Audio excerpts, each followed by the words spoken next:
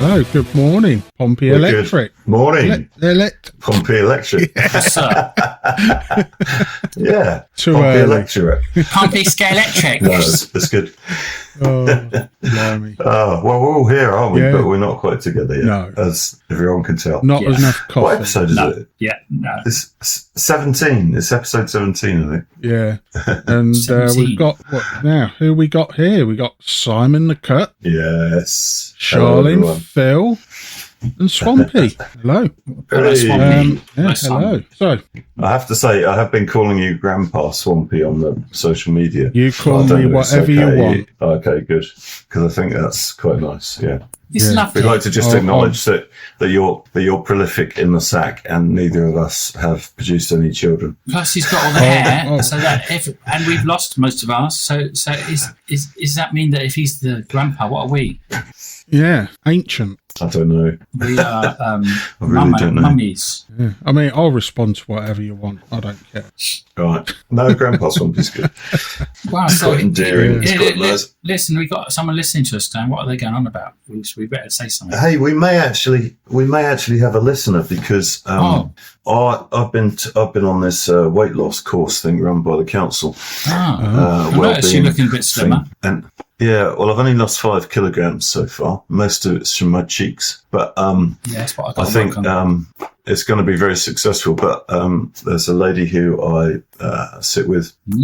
Well, there's a couple, actually 2 ladies who I sit with. Woohoo! Wow. And one of them I already knew, and the other one is new to me. But she's interested in our podcasts. So she's listened to one of my Area 51.3 podcasts, and she's going to listen to a Pompey Eclectic one. Very nice. Or her. Will she talk to you So again? we might even get a comment and a winner of our prize. Oh, yeah. Of our question that we launched last podcast. Oh, yeah. Forgot about that. Hey, he does. Yeah. So, Anyway, let's see. yeah, so Let's see. anyway, today's subject, Yeah. what can we go for? And I was thinking comedy film. Comedyville. Yeah. Now, we don't have to do a top 10. We don't have to do it because it's all interpretive on comedy, and at the end of the day, everybody yeah. likes something different. So Yeah, it's very subjective. I just think we Yes, should yes. reel through some films and see where it takes us. Yeah. Wow, Let's so you do mean it. Yeah. comedy Plan. films? Comedy films. Yeah, you said. comedy films, sir. So films that we've Yeah. seen in our life that have made us laugh, Yeah, and Yeah. we talk about them. That's it. We can do that. yeah, nice Yeah. and simple.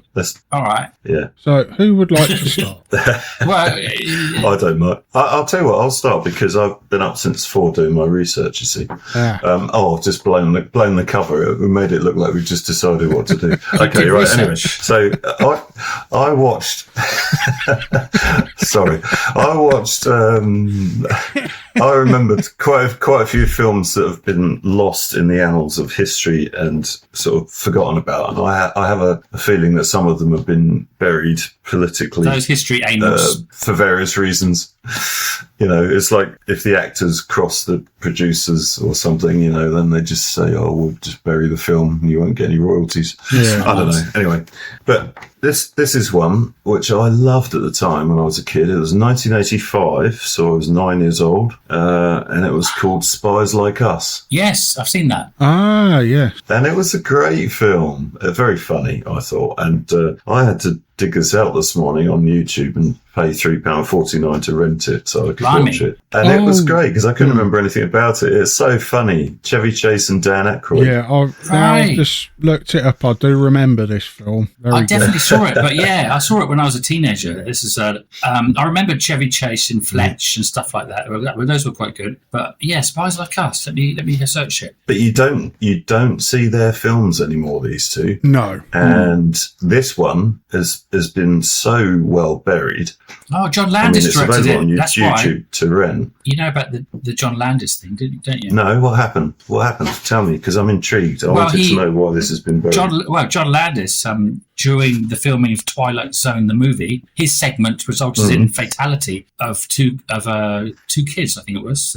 They got killed in the explosion or something. The helicopter falling, crashing, and exploding, and they didn't have enough safety precautions. And he said, they did warn him, and the director said, "No, let's do it." And then they killed these kids. Yeah, it was a big. It's all over YouTube. You search it, but that's after that he was kind of disgraced. So that was 1983 when that happened, and Spies Like Us was in 85. 85. So that was must have been could have been his last film that he did. But yeah, he was kind of. Yeah, well, if there was a court case, it would have rumbled on for more than 2 years. So it was probably all settled that he was to be disgraced after Spies Like Us then. Yeah, it was awful. It was, there was you can see the behind the scenes stuff, and it was it's quite. I mean, he still did stuff. He still did stuff. Yeah.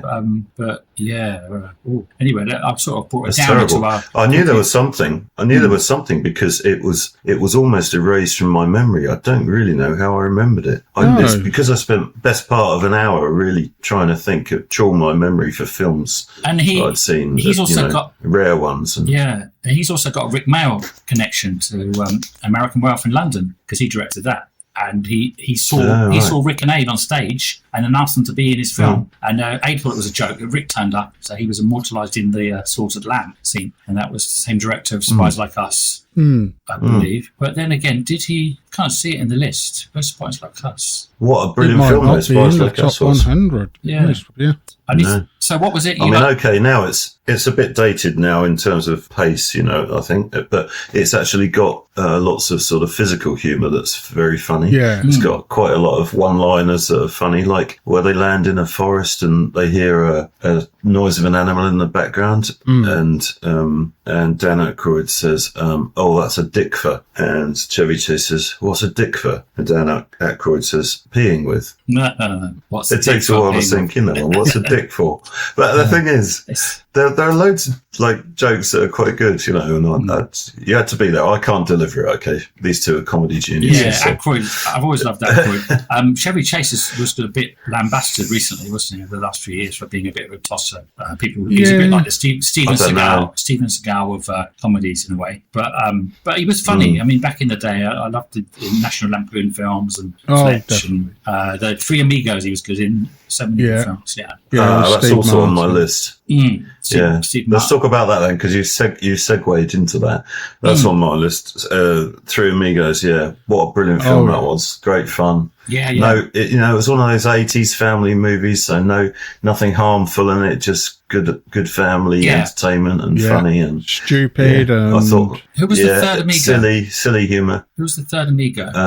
It was Steve Martin. That's right. Chevy Chase. And the other guy. I've forgotten his name. Yeah. Hang on. Yeah, he was in Inner Space. That's right. In Inner Space. Yeah, that's a great film as well. Martin Short. That's right, Martin Short. I forget that. He was in a lot of films back then. I remember my school play. We did the big school play, and we did the. It was we kind of brought the house down because we walked on stage and it was like a saloon sort of. We walked up. Oh, you did. Yeah, exactly. We went up there. We faced off against each other, and everyone was hiding in the bar. And then we did that thing, whatever. Yeah, it's brilliant. And everyone, all the parents were laughing. That's brilliant. And then my highlights of my career. It's excellent. Oh, good. Well, focus on that and not the King's Theatre then. Sorry, I didn't mean to bring you down.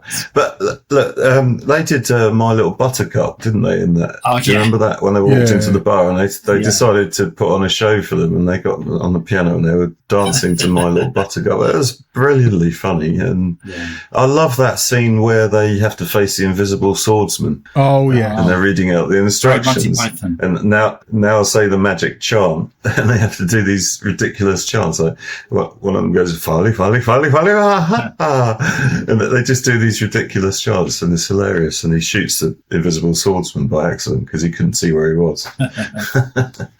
Good, great film. It's classic. Anyway, sorry, I feel like I'm hogging the line. No, you're doing great. Two good choices there. Well, who did the Three Amigos? Who directed that? Wasn't that the same guy that did Spaceballs and all that? I don't. It's John. Mel Brooks. John Landers. Oh. So John Landers. Coming to John Landers as well. Yeah, of course. I said that already. Yeah. So Landis. Yeah, he did a lot of good stuff back in the day before the.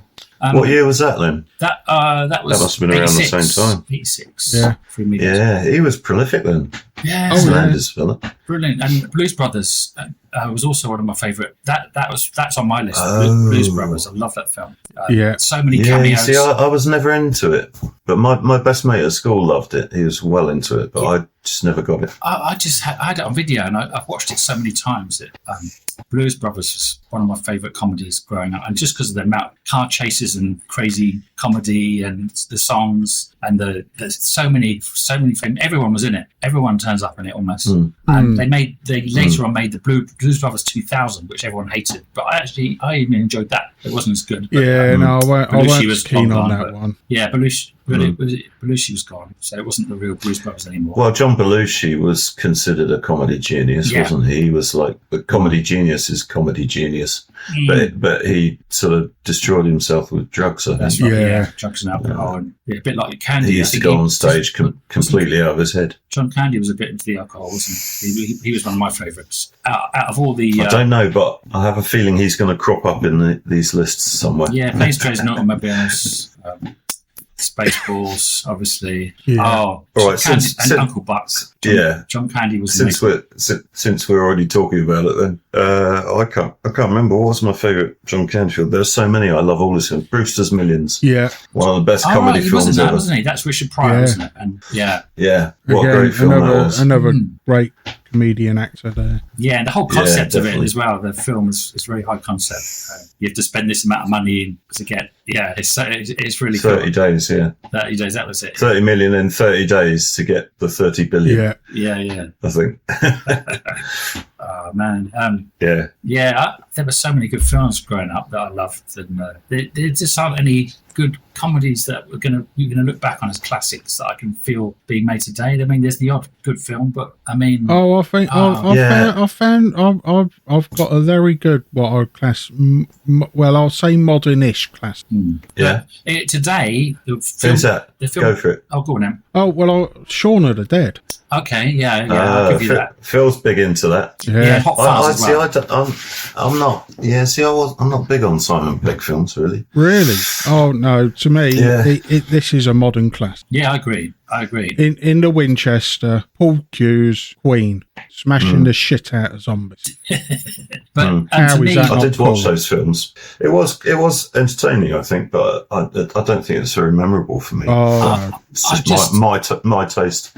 To me, it's Edgar Wright, the director. The way he directs a film, the way he writes it and lays it out. He's brilliant, and there's certain sort of signature things he does. You can tell it's a film. It's his editing and the way he kind of does these premonitions, like the whole thing in Shaun of the Dead, with the shots with Bloody Mary and back in. They kind of set out what's going to happen by talking about something else. And there's these little things that I love. Edgar Wright's a genius. I actually preferred Hot Fuzz more than Shaun of the Dead in some ways, because it was more my kind of thing. Yeah. Whereas Shaun of the Dead was like a Romero kind of tribute, and I love horror films, but Hot Fuzz is more about action movies. And what you mean, like the bit where he gets goes into the shed with all the guns and starts tapping the bloody mine bomb. Yeah.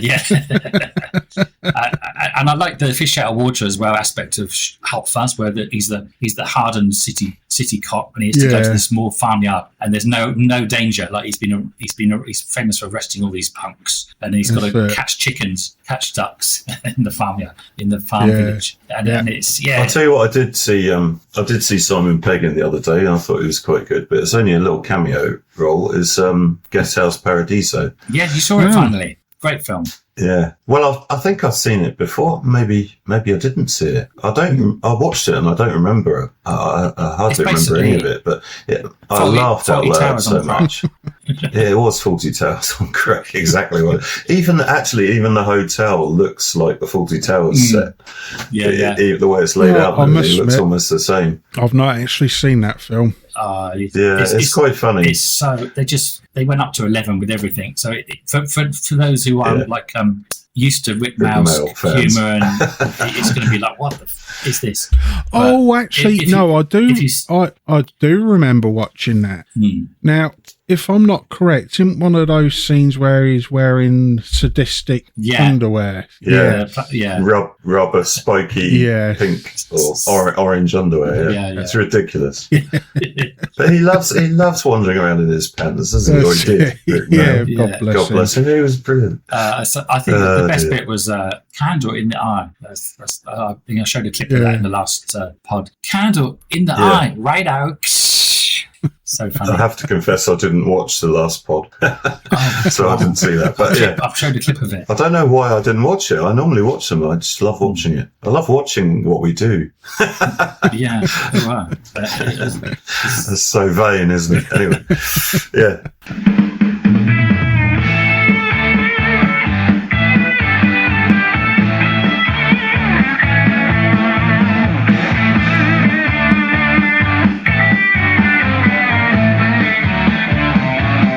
We hope you're enjoying Pompey Eclectic, the podcast, now with our new improved biological formula, coming to you from sunny United Kingdom and from humid Vietnam. Simon the Cut, Shaolin Phil, and now also Graham Swampy Marsh, the king of Lee Park. Perfectly blended, then scientifically proven to entertain. Attracts women like you would not believe. Karachi Medical Gazette.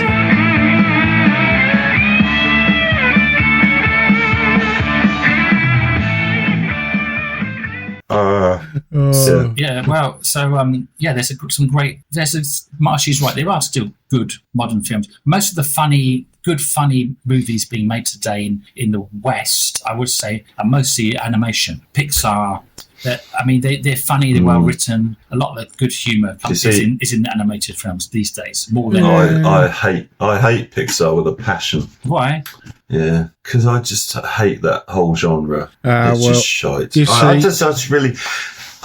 just find it really tacky and commercial. And it may be tacky and commercial, but when you got children, the kids love it. I know, and you have to sit down and watch Toy Story. It keeps them quiet for a couple of hours. You do get into it, but it's not just Pixar. Okay, I'm sure you're going to like this one. It's Wallace and Gromit. Cool. And well, I do admire Wallace and Gromit, but I don't find it that entertaining. But I do admire it. But. Did you see the movie, that Wallace and Gromit movie, The Curse of the Were-Rabbit?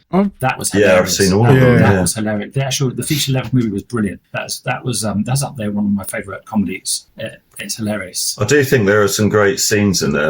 I think it was from the original one, was it? Where he's laying down the tracks of the train. That's the short one, the wrong trousers, the second one. Yeah. You see, I think the short ones were best. I mean, I still go back to the British Gas adverts, Creature Comforts, and I think that was his finest work. But I liked Curse of the Were-Rabbit because the characters, not just Wallace and Gromit, they had the famous actress playing the posh lady.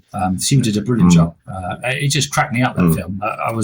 I didn't think it was going to be as good as the shorts, and I still prefer the shorts in some ways. But Helena Bonham Carter did a brilliant character, Lady Campanula Tottington, and Ralph Fiennes is in it. Peter Kay was great. I'm not the biggest Peter Kay. I'm going to throw this out there though. Isn't Aardman Animations a big sellout? They tried bloody sellout job. Well, they tried and failed, didn't they? They tried to get into Hollywood with Chicken Run, and I didn't really like that. Yeah, but didn't they get bought by Pixar or? Well, no, they got chewed up and spat out. Now they've gone back to doing their own thing. Did they? Yeah. Oh right. Oh well, that's good. I'll take it away. They did the film Flushed Away. They're a sell-in. They're a buy-in. Yeah. Same with what's happened with Doctor Who now. I think Disney are going to say, it's crap. Give it back to BBC if you like. Yeah, basically, it didn't go down too well. But then I'm not surprised with the new modern Doctor Who. Doctor Woke. Yeah, basically, it's crap. But Who did it get sold to then? Doctor Disney. Who? I've missed that completely. Disney. Oh, was it Disney Plus? Took it on. I'm not sure what the deal was, but now they haven't done that well, and I don't think Disney are now saying. I think they need to recall the original sort of format, and that was always based on some guy who's an actor who's a brilliant character himself as a human being. Yeah, and you give that guy the role of Doctor. It's already someone who's charismatic and completely out there and wacky. I mean, they were all the early Doctors. Like if you look at the first 8 or so, they were all really unusual, interesting people. And I think that's fundamentally the point. It has to be someone who's unique and different. The first guy they had, is it Eccleston? Yeah, Christopher Eccleston. He was great because he was kind of like, he was. Yeah, he was. I remember because I never really watched Doctor Who apart from when I was really young. I used to come home from school and have my oxtail soup and watch Tom Baker's Book Tower and then watch an episode of Doctor Who. And I used to love that, the Cybermen and the old cardboard cutout scenery. Yeah. Right, let's do it. How many Doctor Who's can you name? The actors. Names. Is this related to comedy? Peter Davidson. It's not Peter Davidson. I John said one already. Pertwee. Christopher Eccleston. And you said Tom Baker. Tom Baker. I think John Pertwee was... Pertwee, that's it. John Pertwee. Was he the first? I think he might have been the first one. Can't remember. I think he was, yeah. And there were loads more. That's it, really. The new one. Yeah. And there's a girl one. There's a lady. Anyway, we're going a bit off topic here, aren't we? Yes. Take us back. So, I'm going to go back to comedy film. All right. Okay. And it was, I think, in the 80s. I can't exactly remember. Yeah, 1980. And we love to fly when we get the chance. Aeroplane. 1 and 2. Yeah. 1 has to be the first one. See, that was almost like a whole new comedy genre, I think. It was good. Yeah. Slapstick, funny. Hilarious. Don't Call Me Shirley. Yeah. Was that in there? Yeah, that's the one. Yeah. And the autopilot. And there was that weird, the blow up doll one. And there was that weird kind of uncomfortable bit with the kid comes into the cockpit and he's like, it's a bit, today. Yeah, well, risque. Yeah, all right. Some of these ones I'm going to suggest are slightly risque nowadays. And slightly wrong in the head, but I remember the nun with the guitar, and then she knocks out the breathing tube from the kid. But it's such a funny film. I love all that. Finally, we ventured into what's his name? The guy who did Spaceballs and all that. You said his name before. I know I shouldn't have given up coffee today. Mel Brooks. No, Mel Brooks. Yeah.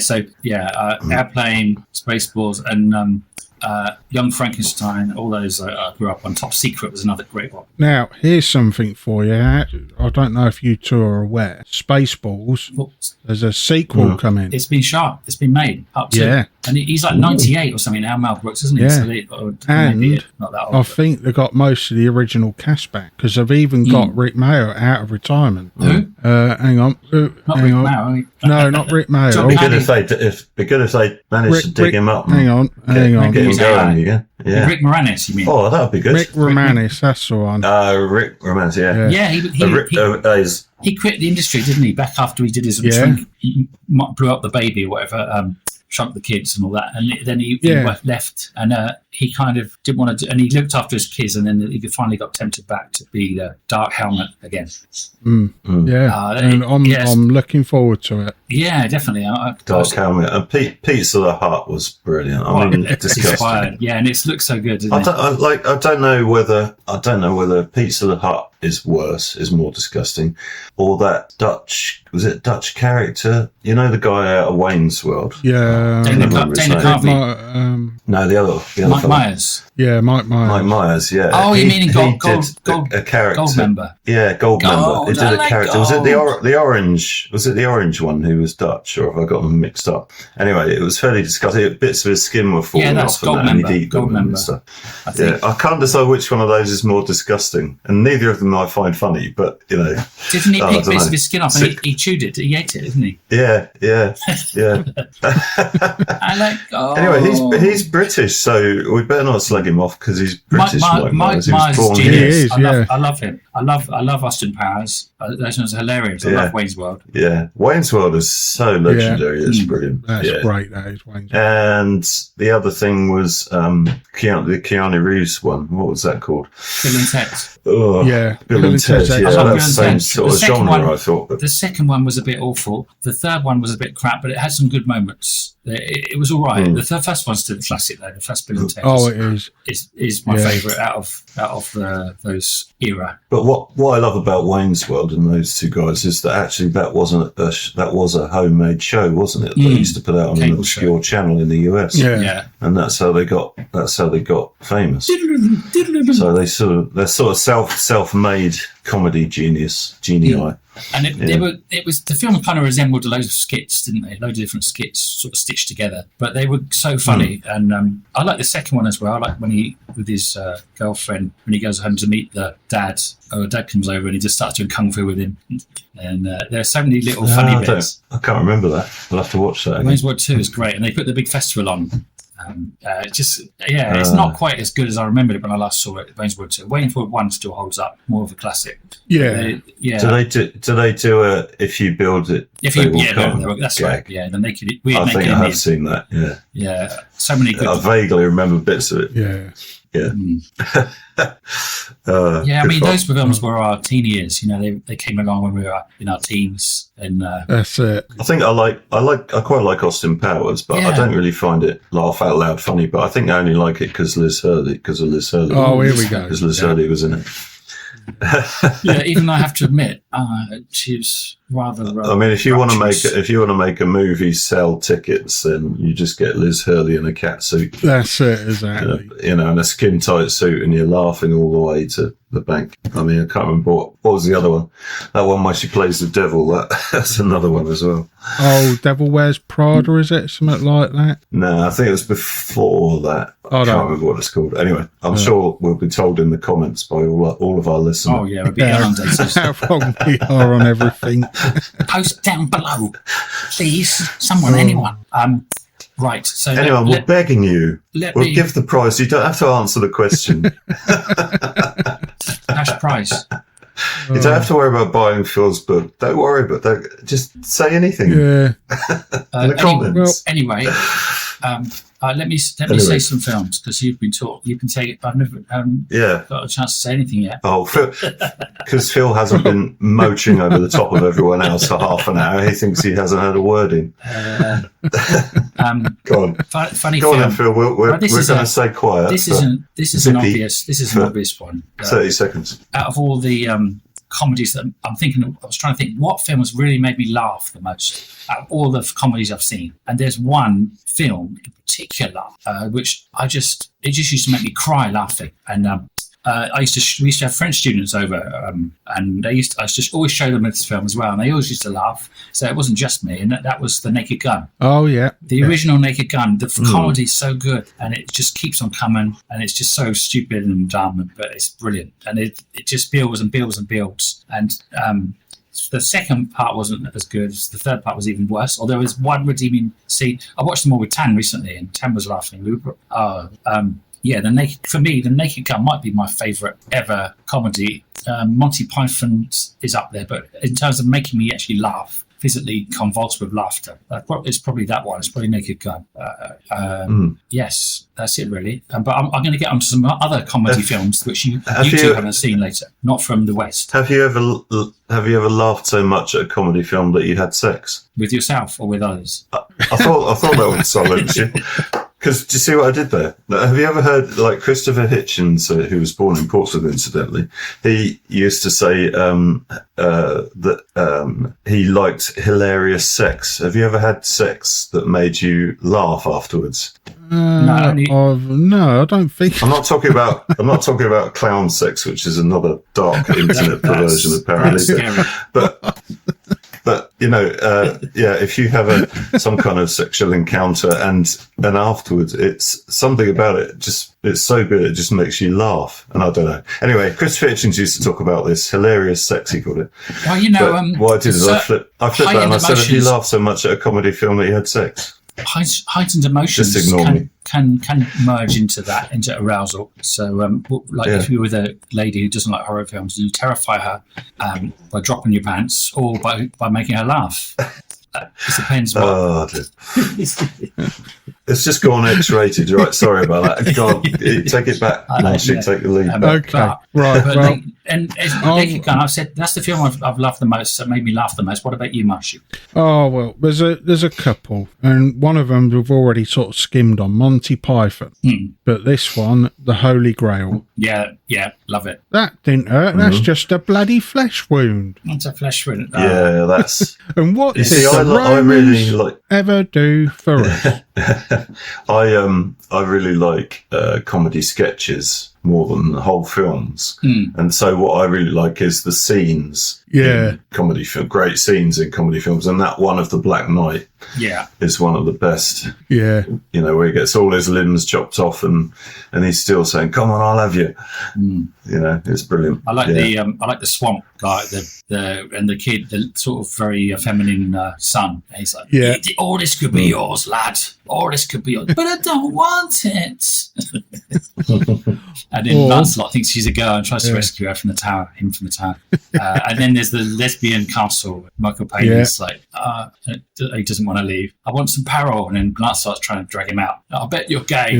There's so many brilliant things. It's a timeless classic. Yeah. And then Life of Brian, also great. Oh yeah. Very clever. A lot more. I like Holy Grail because it's simpler and Life of Brian's more political. In that way. Especially the horses with the coconuts.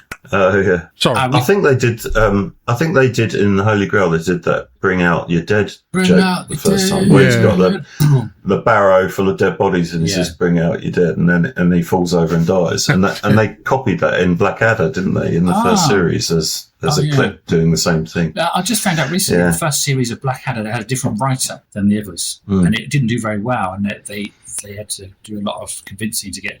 Rowan Atkinson wrote the first series. Oh, he did on his own. It was actually his baby. Totally his baby. Who was the? And then Richard Curtis. That was it. Curtis got involved. Yeah, genius. But I still like the first Blackadder. It was still really funny, different. And the best thing about it was the king, played by one of my favourite all-time actors. I'd love to get him. I'm writing something at the moment. Brian Blessed. I'm writing a sitcom at the moment. I've written a role that all I can think of is Brian Blessed as that, but he's like 90 now or something. Well, I think Miriam Margolyes who played the Spanish Infanta. She was great as well. Fantastic. The pair of them are brilliant. Really good. That was the chemistry between those two was fantastic. Yeah, and she kind of put up. Back to films. Yeah, back to films.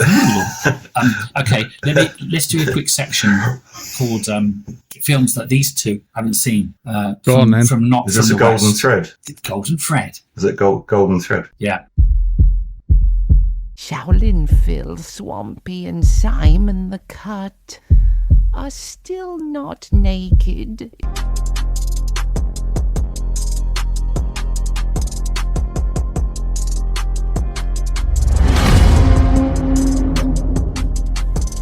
So there's still times for us speckle feachings, the golden thread.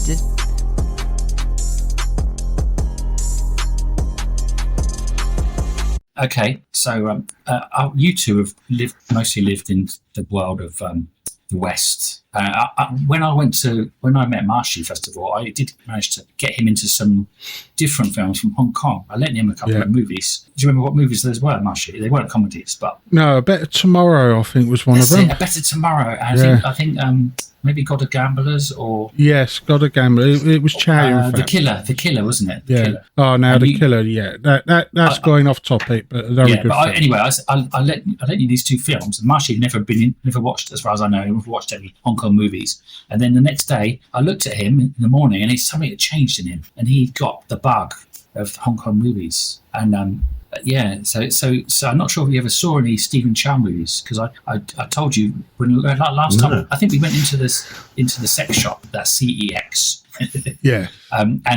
We for non-UK, that's not sex, as in they sell CDs and movies and games. Don't worry, I told you to get Kung Fu. Doesn't matter. I told you to get Kung Fu Hustle, and I still think you haven't seen it. No, not yet. Oh, no. God. Kung Fu Hustle's up there with one of my favourite all-time comedies, not just in the East but the West too. It's hilarious. That's by a guy called Stephen Chow, Chel Sing Chi, and Jackie Chan was number one in the box office, and Stephen Chow came along, and suddenly Jackie was number two. Jackie's like, "What the hell? Who's this guy? Come out of nowhere and making these silly comedies, and everyone loves them." And that's because they're brilliant. Sorry, Jackie Chan, you were fairly trounced. by a genius called Stephen Chow. I thought you were going to mention Police Story at some stage. That's an action film. It's got some comedy in it, but Yeah. Stephen Chow is purely comedy. And a lot of people don't like working with him because he didn't really have a script. He just kind of makes it up as he goes along. But he's done so many amazing comedies. Shaolin Soccer and Kung Fu Hustle are the most famous in the West. But he did the God of Gamblers parody films. He did Kung Fu God of Cookery, the Fight Back to School films. So many, and they're amazing. And some of his more period stuff is also brilliant. But yeah, I recommend Stephen Chow. If you haven't seen any Hong Kong comedies, definitely watch some Stephen Chow. Start with Shaolin Soccer and Kung Fu Hustle. And Marshy, maybe you can watch it in the next month and then report back on the next pod to see. I'm putting him on the spot now to see what you thought of Kung Fu Hustle. Yeah, because you know how good. Do you know how good? You know how good that you loved the Better Tomorrow and The Killer back in the day. This is equal of that in comedy. As good as that film in comedy. That's how good it is. So now you can't. So when you get an hour to yourself or 2 hours to yourself, lock the door, slap it on. Hey, that's not in your job description. Giving out homework. You send me the film title and I will get the film. You got it. You got the. I've got you the DVD. Oh, that one. Yes, I know, but I ain't got nowhere to play it. You haven't got a DVD player. We're losing listeners. Take it offline, boys. Get a DVD player. Surely your computer's got a DVD drive. Look, take it outside. Take it outside. We don't want any trouble in here. Okay, I'm buying you a DVD drive when I was next to you. Okay. Right, Dumb and Dumber. Oh, yes. Great film. Yes, I agree. Jim Carrey, even touched on Jim Carrey. That's right on my street. Ridiculous. Absolutely bloody ridiculous movie. But I just love that sort of thing. Silly slapstick is right on my street. Yeah. I love it. I love silly slapstick with a gorgeous love interest on there. And it's also got a good... Take me to the cinema. It's also got a good heart. It's about friendship and about a lot of things. There's a good heart in it. Jim Carrey, man. Jim Carrey. Love him. Love his films. I was saying I love scenes in movies. Well, the movie that I laughed out loud the most to, and I do note that I wasn't asked by Phil about this just now when he asked Graham. I was getting to that. It didn't go around the room. Anyway, is Me, Myself and Irene. Okay, and I'm not saying the whole movie was the funniest I've ever seen, but the scene where he's shooting the cow that's supposedly dead in the road, I nearly killed myself laughing. I was in pain. It was just hilarious. And it reminded me of the only other thing that's been like that for me is Rick Mayall and Adrian Emerson hitting the gas man. Oh, yeah.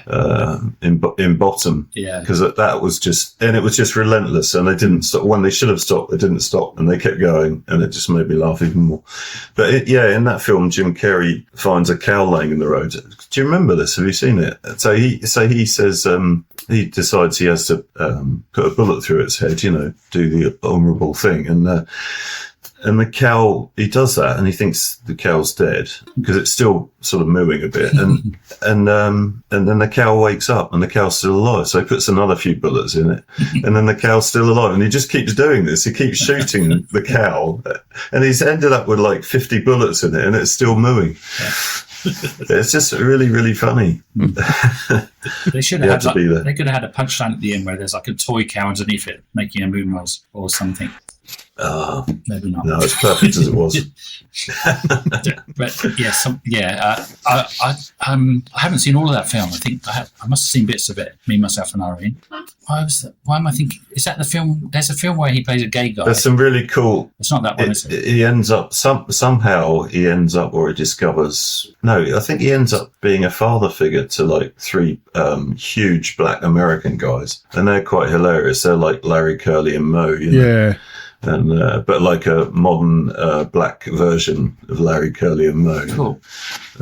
No, I think I have to watch that really again. Funny, really good. I want to watch some Jim Carrey films again because there was one that I really liked, which is quite dark humor and quite different, which was called Cable Guy. Yeah, that was a really good film. It was the humor was quite like not really Jim Carrey, more dark, and he played a kind of psychotic cable repair guy, and who just wants to be friends with this guy, but this guy doesn't want to be friends with him. It's just very good, very clever. But I love that film. It wasn't laugh out loud funny, though. If we're talking laugh out loud funny, I'd go with his more outlandish stuff. But yeah, Dumb and Dumber was brilliantly written. His humour was just crazy. Just when he gets his tongue stuck to the lamppost, frozen to the lamppost. I remember the diarrhea whole scene as well. What? The scene on the toilet. Where did they come up with that? Yeah, it's idiocy. Yeah, and I saw the. And the case, he thinks she's called. He thinks this mysterious love interest is called Miss Samsonite because the case is made by Samsonite, and he thinks it's her name on the case or something. Yeah, something like that. That's good. Great films. Oh dear. Can I just touch on one more, like non-Hong Kong but non-Western film that I saw more recently, and it really made me laugh a lot. It's from Thailand. It's called P-Mac, and it's kind of a comedy horror. P-E-E-M-A-K, P-Mac. I'd advise everyone to seek out this film. Very clever, very funny, about this ghost lady. I can't really do it justice, but it's so funny. And then they made these other films in Thailand called P-Nac, totally unrelated, about these two gay guys and their adventures it's so funny. But definitely P-Mac. Though I'm just trying to give our listeners some alternatives to standard Hollywood fare. But Thailand are great at comedies. Thailand did a lot of good comedies recently. They've got some big box office hits. In Vietnam, they have comedies here, but not really my taste. The comedy local comedy stuff doesn't really do it for me. It's just too much slapsticky and silly, and I don't know. But, there's some good stuff out there in the world, not just in the West. Step out of your bubbles. Oh, no, definitely. See what's out there. Be eclectic. Yeah. Yes, definitely. I think on that. Exactly. Shall we do one more each and then go from there? Oh, at least. Yeah. We can do one. We can do one more. Let's do one more each, and then we can do a guess. The box office all time. I've got a list here. The box office all time comedies. So I've got. I'll give a hint, and then you have to guess. One. I don't know what. I haven't seen it in many, many years. Stripes. What's it called? Stripes. Stripes. Yeah. Yeah, Stripes. Was that Bill Murray? Was that Bill Murray? That's right. Bill Murray's another genius. Yeah. Yeah. I've never heard of that. Yeah. Never heard of Stripes. Never even heard of it. No. Really? No. Oh, it vaguely rings a bell now. Yeah, I've never seen it though. Yeah, no, I do enjoy that one. It's just good humour for me. That one. So, yeah. Right, so okay. What have you got any more on your list, Simon? Oh yeah, sorry. Yeah, I was miles away. I've got two that I'm going to throw at you. I'm going to be naughty because I'd be upset if I didn't get to say these. Hear no evil, see no evil. I was going to say, I was going to say that one Richard as well. Pryor, Eugene Wilder. Gene Wilder. Yeah, Classics. I reckon that'd be on everyone's list. They were superb, a pair of them, and I think that was the best of the films that they made together. They made 3 or 4, didn't they? That's right. Silver Streak. The first one was called Quicksilver, and then Stir Crazy, and then See No Evil, Hear No Evil, and then it was they did one more together, which I can't remember the name of, but they were getting older then, getting on a bit. And I think Richard Pryor. It's a bit sad to watch that one because Richard Pryor wasn't all there. Let me try and look up the title because I'm intrigued now. But I love that scene. I can never get this right because my memory's not great. But the scene where Richard Pryor's on the bus and he's obviously playing a guy who's blind, and he I think someone says something to him about his colour, and he stands up and he says, "What do you mean I'm not black?" or something like that. Or what do you mean what do you mean I'm black? He pretends he thought he was white because he's blind. All this time. And I think the thing is about those two is I think what they did that many people probably didn't realise is they actually took on racism and sort of dealt with it quite well. That's I think. it. They did. From both sides. Yeah, they and it was brilliant to see, and they were so good together. The Silver Streak, it's not Quicksilver. Silver Streak was their first film in 1976. Then they did Stir Crazy in 1980. Then they did See No Evil, Hear No Evil, 1989. And then they did a film called Another You. I think that was called Another You. Oh, I don't remember that one. That was a con man takes advantage of the situation of a psychiatric outpatient being mistaken for a missing millionaire. So it was quite funny, but yeah, it was. I think Richard Pryor was a bit sick then when he did it, so he wasn't all there. It's a bit like the last film when you see Laura and Hardy together, getting on a bit. It's a bit sad to watch, but See No Evil, Hear No Evil was definitely their most genius. And yeah, I remember laughing. I was in tears watching that. It was so funny, isn't it? Yeah, it's a good film. Because Gene Wilder was actually a very sensitive soul, and he didn't like doing any swearing. Yeah. So he had to swear in his film, and he said he only did it because maybe the message of the film, and like you said, there was a lot of good stuff in those films beyond the profanity. There was this he was an exceptionally good actor, though, wasn't he? And Richard Pryor's probably one of the best ever stand-up comedians. But incidentally, you mentioned Laura and Hardy. We ought to give an honourable mention to Way Out West. Way Out West. Chumps at Oxford, so many. But yeah, Way Out West is their classic because the songs, because of the situations. Still, and if you think how old it is and still how funny it is, that's got to be in the my top 5 of all time. Funniest films. Then of course you got people like Charlie Chaplin, their films. Buster Merrifield, is that right? Buster, You can go so far back. Comedy's been out. And that's on that same note. I think the Marx Brothers were excellent as well. Groucho and Harpo, and if you want to know more about and whoever else was, Room Service was the best one, I reckon.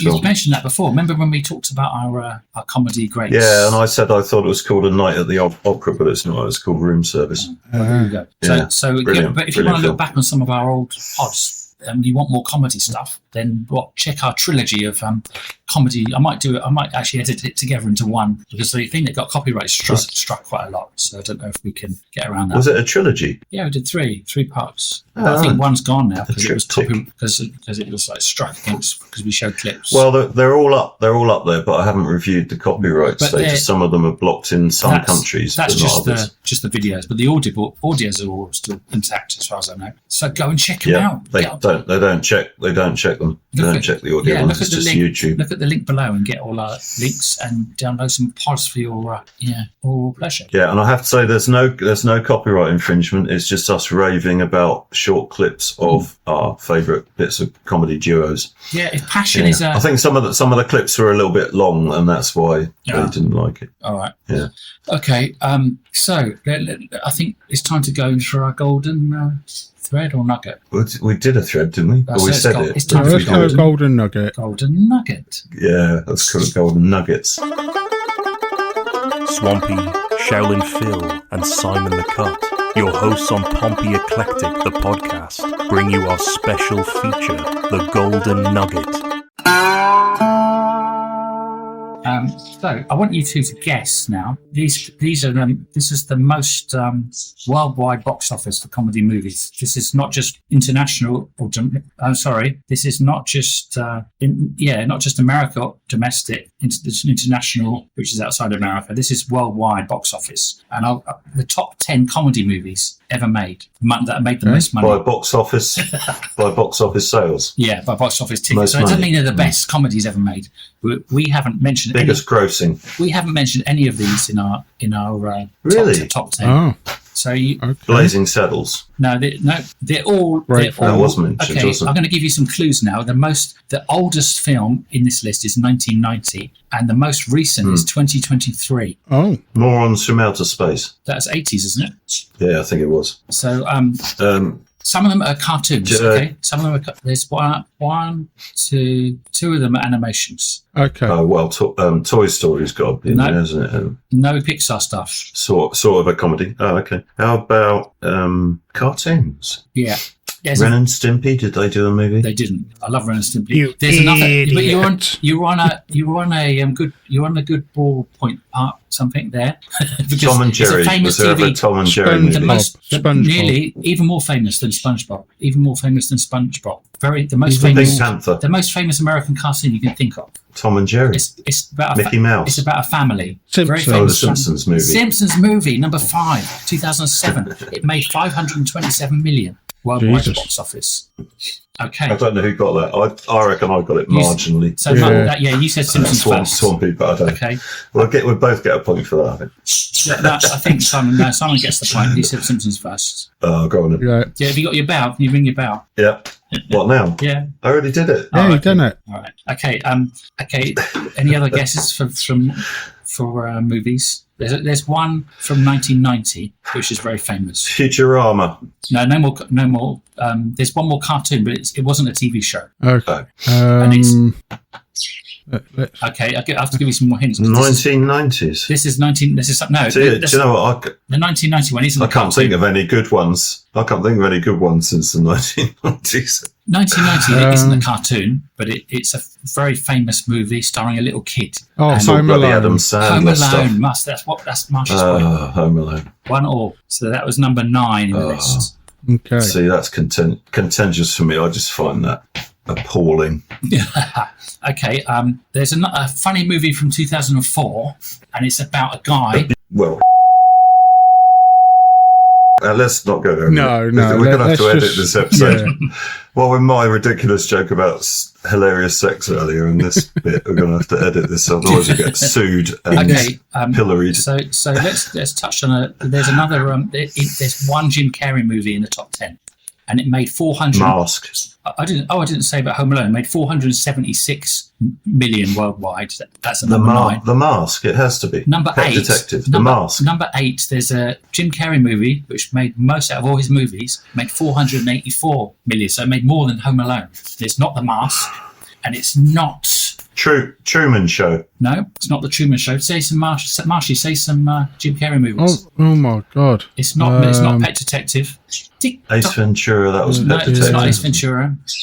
I'm drawing a blank with him. It had to be The Mask. I'll say one word and you'll know what it is. God. Tick tock. Tick tock. Oh, Yes, I know the film you're on about because it got Morgan Freeman in, hasn't it? Yeah, Morgan Freeman's in it. Yeah. What's it It's called? called Yes Man, isn't it? No. No, not Yes Man. That was a book by Mr. Wallace, wasn't it? Danny Wallace, very funny book that was made. You made a lot of money out of that. But no, it wasn't. Bruce Almighty. Yes, Marshy's point. Bruce yeah. Almighty. That's number 8. So now we've got number 9, number 8, number 5. So let's okay. Here's another film. It had it was a famous funny film about a guy going to meet his in-laws. So he goes the Fuckers. Yes, Meet the Fockers. Meet the Fockers, yeah. That's at number 6. That made 516 million. So that's film. I bet Father of the Bride's on there, isn't it? No. Oh. Okay. The now the earliest movie on the list we haven't touched on is now 2009. Okay. And that's number 10 all time worldwide box office. It's about a group of lads that. Superbad. No, that's a good guess though. Good film. That I love that. It's about a group of lads that go on a drinking bender and wake up with. Oh, The Hangover. Yeah, Marshy again. The Hangover in 2009. That made 465 Never even heard of it. Oh, really? Oh, that is a good film. Very funny film. But I just thought of a couple of others though. Teen Wolf was quite good. Teen Wolf, Michael J. Would you say it was Fox. a comedy? I think it was a comedy. Yeah, I can't say it's a comedy. And Ferris Bueller's Day Off was another classic, which I love. And I've got. What was that film that had two guys who were complete stoneheads smoking grass all the time? Cheech and Chong. Yeah, I was going to mention that because I knew you'd remember it, Phil, and that's supposed to be a bit of a classic, isn't it? Yeah, Up in Smoke. You know, in the drug culture. Yeah, among the drug culture aficionados. Anyway, right. Yeah, sorry. Is that all of them? Did we get them? No, there's more. Okay, so another cartoon at number 4. It's the 4th movie in a series of famous kid kind of based cartoons. Your kids would have seen it, Marshy. Not Toy Story. It's got an Asian influence. Jackie Chan's involved with it. Jackie Chan? Yeah, I know Jackie Chan. I'm trying to... No idea what this is. No. Come on, guys. Okay, you've got 2 seconds left. 1. That's Kung Fu Panda 4. Oh, yeah, no, I have seen that. God. That made 548 million. That's the number 4. I wouldn't call it... It's kind of comedy, isn't it, I guess? So, it is, but I wouldn't have... I know? Yeah, I wouldn't have put it in the... But I think this is case in point that the viewing public are idiots. Okay, so now we've just got number 7. Sorry, everyone. I've just insulted everyone. What's new, Simon? Kung Fu Panda. Like, the thing is, some guy in an office sat there with a blank sheet of paper and thought, what am I going to call this film? Yeah, well, this is Kung Fu Panda 4. I know. Kung Fu Panda 4. It's Kung Fu meets Panda. Brilliant. They were obviously trying to crack the China market. Calm down, Simon.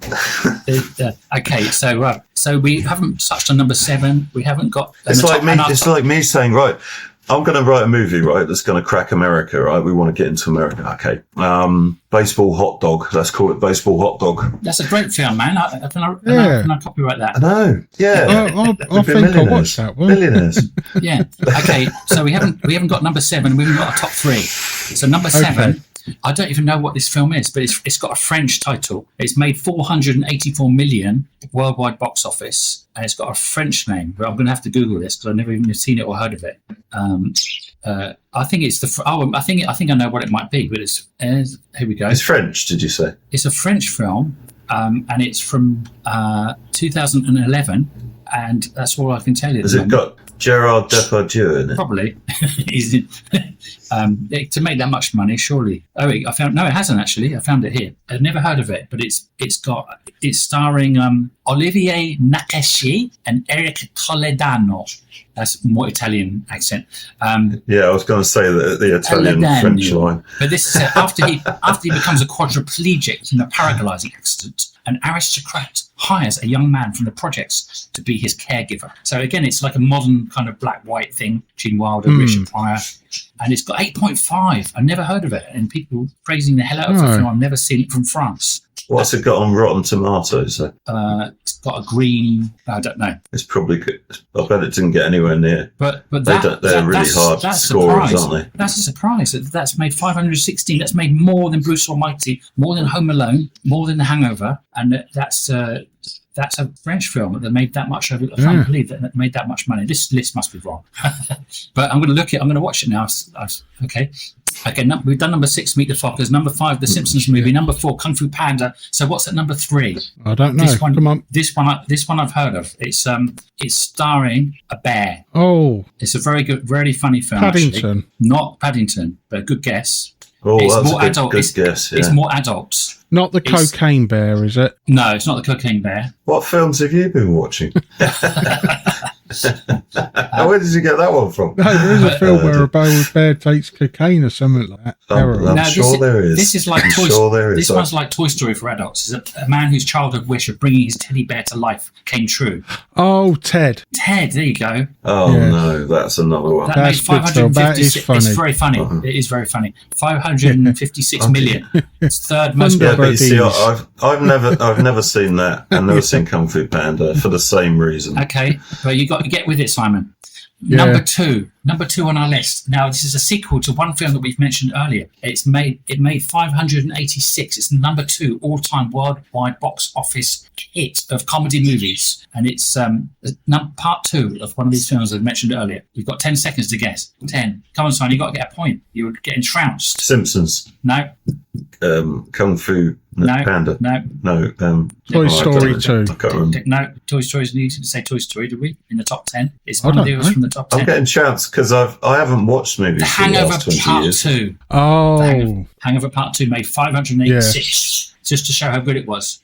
And I made fun of my friend Lee Mason because it's set in Thailand, the second one, and one of the characters' names is Mason Lee, and it kind of reflects what happened to him in Thailand. So I'm trying to make fun of him about this. I know what I was thinking of when you were talking about this movie. Is I was thinking of Bachelor Party. I've never seen it, but I've heard about it. I think that's that sort of film. Yeah, isn't it? But it is kind of like it starts like a mystery because when you wake up from hangover and you can't remember anything, and they've got to piece together the events of the last night. So it's quite well done in that way. It's good. But the thing is, I don't even need drink now to do that. Yeah, we just get old. Exactly. Yeah. Okay, we're old men now. Okay, so now we're at our number 1. Go on, now this, I think this is ridiculous because I didn't like this film. I did actually have to watch it. I decided to watch it, and I really regret watching it. And number 2, Hangover Part 2, that made 586 million. This film made 1.4 billion worldwide, and it's 2023. Is this it's 2023. It's just is this the one with Ariana Grande in it? No, it's not. It's don't not look Wicked. it up.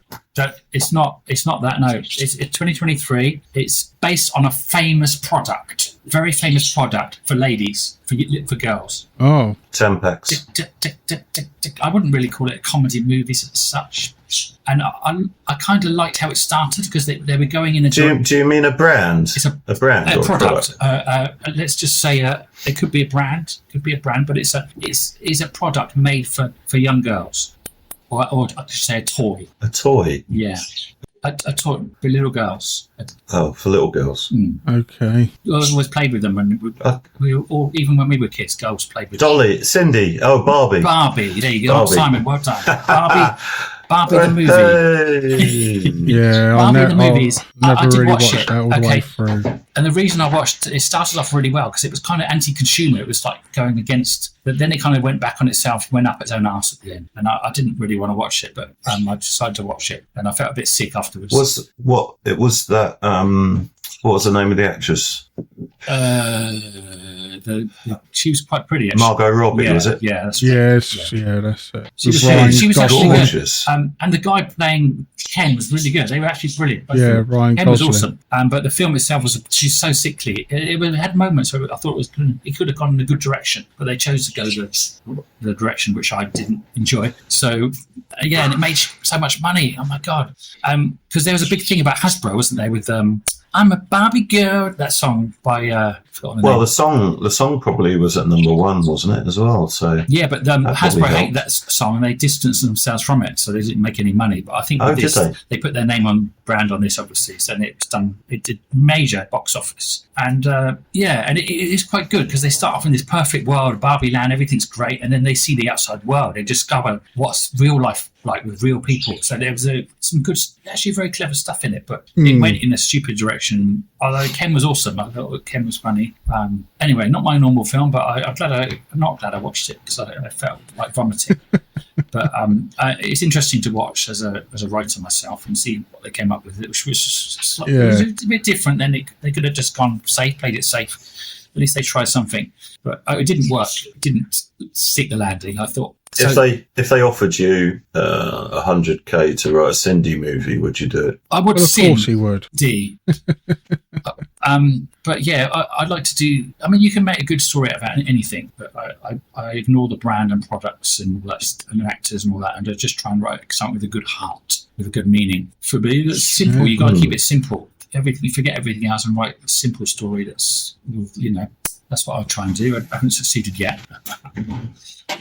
He will. I keep going though. We don't give up. There. Yeah, and I'm writing a comedy sitcom which I'm really proud of. We've just finished writing the pilot, and it's I can't talk about it here because I've signed my NDA. Yeah. But I'm really proud. This is one of the best things I've written. It's just like a 30-minute pilot, and they're going to shoot it in Vietnam ourselves if we can't sell it because we can do it. So I think maybe we'll talk about it one of these days on this very pod. Who knows?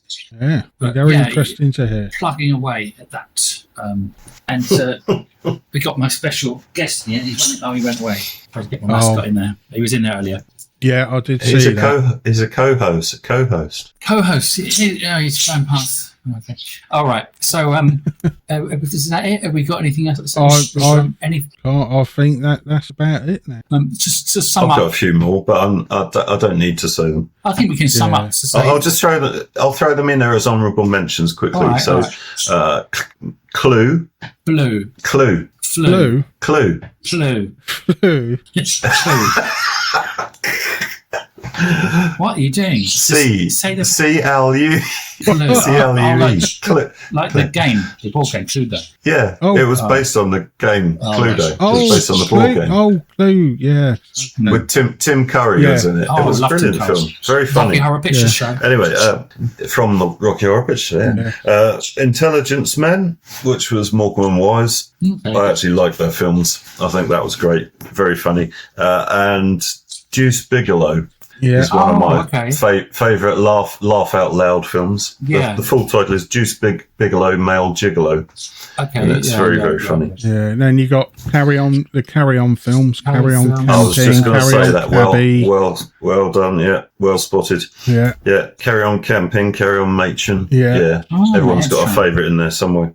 Yeah, and that's it, really. Night in the Roxbury. Yeah. Good one. White Castle. What's the White Castle film?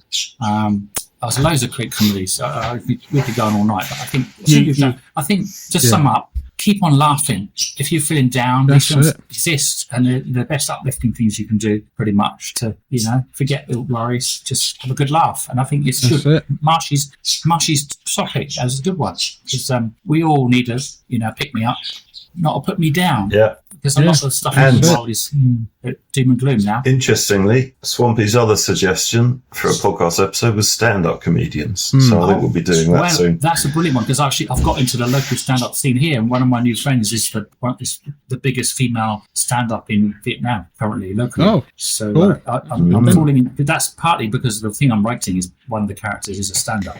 So I had to delve into the underworld of Vietnamese comedy, all English Vietnamese comedy.